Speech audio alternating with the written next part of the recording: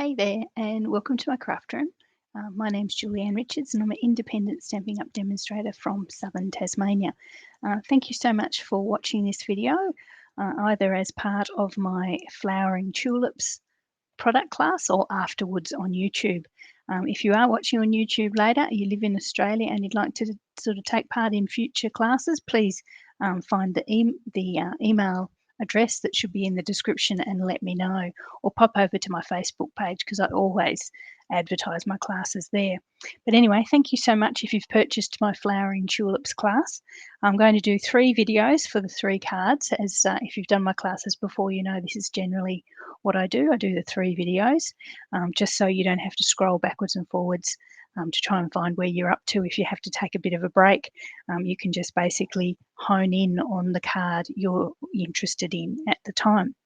Anyway, so there will also be a link to my Stampin' Up site for each card, and at that page where you follow the link, you'll find the measurements and the product lists for each of the cards as well. Just if you want to come back later and you fall in love with the paper or the ink or something like that, and you want to purchase those later. And let's face it, what's not to fall in love with? This is actually one of the most beautiful sets I've seen for a long, long time, especially this beautiful designer series paper. Anyway, so let's get on with it. This is what I'm calling card number 1. It's actually a bookbind card, which anyone who watches my video I seem to produce a bookbinding fold card for every new suite that comes out, only because I find that this particular fold is a wonderful opportunity to showcase the designer series paper. And usually there's a ribbon that's associated with it as well. So you get both opportunities to see both of those things in this particular fold of card. So anyway, we'll get on with things. As I say, follow the link on this video in the description of this video, and you'll get all the measurements and the products. So I won't bother too much going through all those things as we go. Just make sure I've got all my bits there. Okay, so this is what your kit should look like. Obviously, I've only got 1 card here, but you'll have 2 if you've bought the full version of the class, or half if you only 1 if you've bought the half serve. This is Evening Evergreen designer series paper. It looks very dark in this particular colour, in this particular light, but it's a lovely deep green. Thankfully, it's an in colour. We've got it for another year at least, so it's a lovely long last green. So this is an 11-inch card base. It's been scored at 4 and 5.5. As I say, don't worry too much because you can get those measurements off if you follow the link. We've got another couple of pieces of cardstock here. This is the pale papaya, and they're obviously going to sit there and there. Be careful with this one. It looks square, but it's actually 1/8 of an inch off square. So make sure you get the orientation of this one right. As you can see, that's the wrong way because the gap at the top and the bottom is too small. If you rotate it 90 degrees, you'll find you've got the same gap all the way around, and you can't see, but the score that we popped at 4 inches is there. So it's the same gap between the score, the pale papaya, and the edges, if that makes sense. This one's a bit easier, doesn't matter too much. It pops pretty much in there. So we might start this one. You just grab some glue and pop these 2 pieces in. If you've seen my bookbind cards, there's not much to them. They're pretty straightforward for such a pretty card. It's a lovely design. I did vow that I wasn't going to do any more of them this year, but here we are, February, and I think I've done 2 or 3 as it is. Totally addicted. I've lost my focus. Just let that focus again. My camera does this sometimes. It's the new room I'm in. It's a little bit darker and my camera struggles to focus. So let me see. There we are. We've got it back. Trouble is, if I move around too much, I'll lose it again. So we've got our little thinner, skinnier piece of cardstock there on the side. So try and line your 2 pieces of pale papaya up so they're in a straight line and straight in themselves. That one's not particularly straight, Julianne. Anyway, there you go. So we've got that there. What we might then do is bring in our designer series paper. You will have the same as this one with these beautiful tulips, but because this class was so popular, I actually ran out. I've got some more supplies now, but when I was cutting the kits, I ran out. One card shy, and that's so I've got something slightly different. But as I say, I think it's got so many possibilities in this designer series paper, it doesn't really matter too much. So this is a lovely sort of lots of a big field of tulips there, reminiscent of some beautiful tulip farms in Holland or somewhere. Okay, so that one obviously pops on the right hand side, and then you've got the one with the orange or the big pumpkin pie, and that's going to sit in the on the left hand side there. Oh, excuse me, a big truck just went past my house. So we've got that there. Okay. Now the thing to do next with your bookbind card is to then seal this little piece that we've got here before the fold, this little 1.5 inches here. We're going to seal that down so that the card only opens for that last 4 inches there. So we're going to seal this down, but at the same time as sealing that down, we're going to pop our ribbon in, or at least part of the ribbon that's going to pop around on that first layer. So I'm just going to trim the ribbon down. You've got enough ribbon there for this and a bow. And if you've bought, as I say, if you bought the double kit, there'll be enough for 2 bows in there. Okay, so what I'm going to do is grab my double-sided tape or my snail, whatever you like to use. I've got some snail refills. I ran out of refills, but I've got them, but I haven't popped them in yet, so I'll use double-sided tape. And you just sealing that little last 1.5 inches. So you get that really cute sort of image of a sort of looks like a book spine. There we are. So I just pop that 4 ways there. Take the paper off.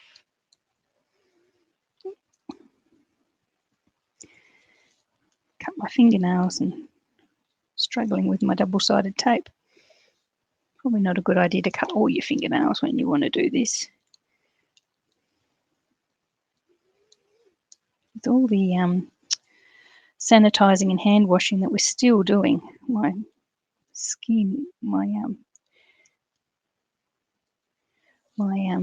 eczema is playing up something terrible, so it's best to keep my nails short. So anyway, I'm going to pop one end of that evening evergreen ribbon on evening evergreen, so it makes it a bit tricky, but you can see there linked over around the front, so make it nice and straight, and then link it over to the back as well. So you've got that there held in place, and then we can seal that little bit down. So it basically seals our little spine, plus it catches our ribbon. That ribbon's not going anywhere now. Okay, you've got a piece of basic white, and that's going to pop inside. Again, be careful of the orientation. Same reason as the front. You've got one side that is slightly narrower than it is wide, or wider than it is narrow. I can't remember now. And that's going to pop inside like that. So that's for your. You could stamp that. I haven't done that with this design, but you could pop one of the other sentiments in there. No worries at all. Okay, so we're pretty much, well, nearly finished here. So you've got a couple of sentiment boxes from the, I'll move that out of the way so you can see the evening evergreen. You've got a couple of sentiment boxes from the Stitched So Sweetly die set, which is one of my favourites, and they're going to sit on the front of the card like that. So first of all, I might grab my evening evergreen ink, and the sentiment I want to use, so I'm going to use from the Flowering Tulips die, Let Today Be the Start of Something Special. Something to look forward to in a new year or something like that. I'll just grab a block. I should have had a block out, but I haven't. Got everything else blocked up. Okay, so let today be the start of something special. Or something new, it says. Even better. We're just in Evening Evergreen. I'm just popping that just to match the card base. Popping that there. And it's a nice deep dark colour, so it stands out nicely. Okay, so this one I'm going to actually pop the Evening Evergreen sentiment box directly onto our card base, just with some glue. There we are. And then with some dimensionals, I'll pop this stamped one on top.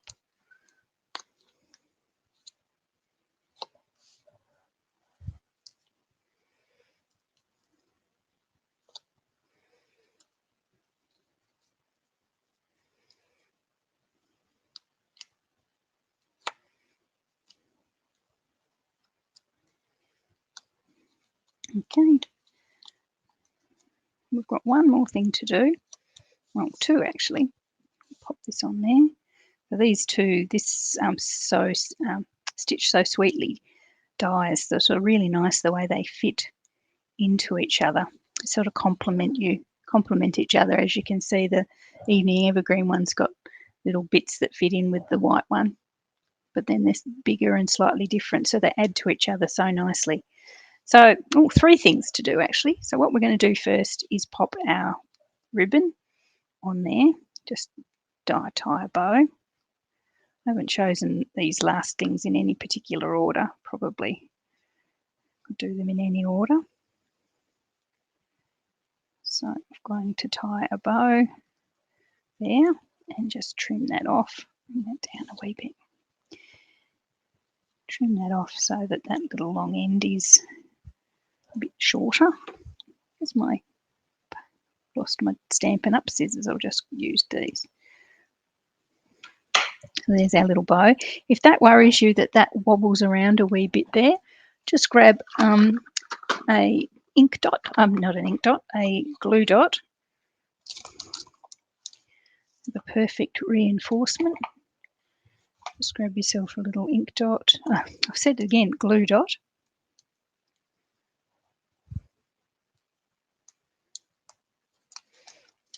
And position it underneath the bow, and that will firm that in place. There's no wobbling happening now. That's pretty much locked in.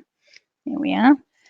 We've got some bling, some rhinestones, and where's my little piece of cardstock gone? There's another piece of cardstock, which is over here. So we're going to just stamp a little flower or a little tulip head from the stamp set. I had to use a stamp set somewhere. So I've got my pumpkin pie, which is going to be the main colour. I had to ink this one up. My other, it's an old stamp set, old ink pad, and it was getting a little bit dry. So there's our pumpkin pie. Oh gosh, made a bit of difference inking that one up. My original one was quite pale. And then you can see that, no worries at all, on the screen, which is an indicator that it's nice and dark. Then my pale papaya, which I am waiting on my refiller for the pale papaya. So it is very pale at the moment, but should be okay. So with the trick with this particular stamp set, if you haven't practiced with it yet, is to line up. In this case, this little stamp looks a bit like a love heart. So the two sort of mounts at the top of the love heart line up with those two little lobes. I'll bring that a bit closer. The two little lobes at the top of this part of the flower. So it's sort of a double stamped image. So you've got the pumpkin pie and the pale papaya sort of working together. So there you can see the pale papaya Focus is okay. Yeah, this is a nice little sort of feature colour, or no, not feature colour, sort of support colour. Okay, so you could grab your cut and emboss machine, and you use the dies and cut that out with the dies. It's just such a sweet, simple little image. I'm actually just going to grab my scissors and cut it out.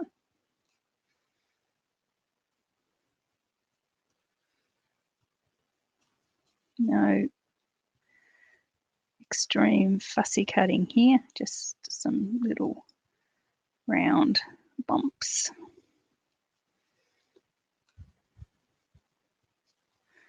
And that's why I've sort of suggested to a couple of people who've done this class that as long as you have the stamp set, there's not a lot. In this particular class, the dies are wonderful, and the little 3D tulip that it makes is one of my favourites. But for this particular class, you can pretty much fussy cut all the images that are involved. So I'm going to pop that little tulip on there, just with a dimensional towards the bottom side of him, because obviously the top's going to overlap. I'm going to pop dimensional on that one end and some glue on the other, because that's going to pop onto the sentiment box a wee bit. So there we are. There's our little tulip, really cute. And now our bling. You should have 3 what's the word, basic rhinestones. Just pop those. Oh, unless they run away. Pop those on there. It's just my personal preference where I've popped these, but you could put them anywhere you like, of course. Okay, so that is card number 1. That's our bookbind fold card. Really nice. Really love that paper. I love both papers actually, the one from this one and the one from the one you've got as well. So if you grab nothing else out of the current mini catalogue, I would suggest that this paper is definitely on the stash list. Okay, so that's card number 1. I will have a little break in the videos now and do a bit of tidying up, clean my stamps, get ready for the next one, and I'll be back with you shortly.